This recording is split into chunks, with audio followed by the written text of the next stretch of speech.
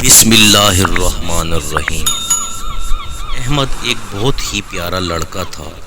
وہ بڑوں کا کہنا مانتا اور ان کا ادب کرتا اور اپنے چھوٹے بھائی بہنوں سے بہت محبت کرتا تھا۔ احمد کے امی ابو اس سے بہت خوش تھے کیونکہ احمد ہر وقت ان کی خدمت کے لیے تیار رہتا۔ جب بھی امی یا ابو اس کو کسی کام کا کہتے، احمد سارے کاموں کو چھوڑ کر ان کے بتائے ہوئے کام کو پورا کرتا۔ ایک مرتبہ احمد کی امی بیمار ہوگی، وہ بستر پر لیٹی ہوئی تھی۔ انہوں نے احمد کو بلایا، بیٹا احمد ادھر آؤ۔ احمد نے ادب سے کہا، جی امی، اور اپنی امی کے پاس آ کر ان کا ہاتھ چوما۔ امی نے کہا، بیٹا گھر میں دودھ ختم ہو گیا ہے اور مجھے دودھ پینا ہے، تم ذرا جلدی سے دودھ لے آؤ۔ احمد نے امی سے پیسے لیے اور گھر سے نکلتے ہوئے یہ دعا پڑھی، بسم اللہ توکلت علی اللہ ولا حول ولا قوت الا باللہ، اور جلدی سے دودھ کی دکان پر پہنچا۔ وہاں سے درود خریدا اور گھر واپس آیا۔ گھر آ کر احمد نے دودھ گرم کیا اور ایک گلاس میں بھر کر امی کو دودھ دینے کے لیے امی کے پاس آیا۔ جیسے ہی وہ امی کے پاس پہنچا، اس نے دیکھا کہ امی تو سو چکی ہیں۔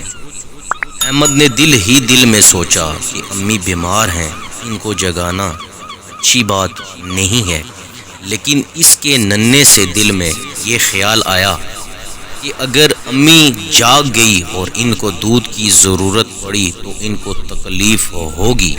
یہ خیال آتے ہی اس نے فیصلہ کیا کہ وہ دودھ لے کر امی کے پاس ہی بیٹھا رہے تاکہ اگر امی جاگ جائیں تو وہ ان کو دودھ پیش کر سکے۔ وہ کافی دیر تک بیٹھا رہا، یہاں تک کہ امی جاگ گئی۔ امی نے احمد کو اپنے پاس بیٹھے دیکھا تو کہا، بیٹا تم یہاں کیا کر رہے ہو؟ احمد نے کہا، پیاری امی جان، آپ نے مجھے دودھ لینے بھیجا تھا، میں دودھ لے کر آیا تو آپ سو چکی تھی۔ میں نے آپ کو جگانا مناسب نہیں سمجھا اور بغیر آپ کو دودھ پلائے یہاں سے جانا بھی مجھے اچھا نہ لگا، اس لیے میں یہیں بیٹھا رہا تاکہ جب آپ جاگ جائیں تو آپ کو یہ دودھ سے بھرا ہوا گلاس دے سکوں۔ احمد کی امی احمد کی اس بات کو سن کر بے حد خوش ہوئی اور احمد کو بہت زیادہ دعائیں دی اور دودھ کی دعا پڑھ کر دودھ پی لیا۔ اللہم بارک لنا فیہ وزدنا منہ۔ دوستو، ہم بھی اس بات کی کوشش کریں کہ امی ابو کی بات مانیں اور ان کے کاموں میں ان کی مدد کریں تاکہ ہمارے امی ابو بھی خوش ہو کر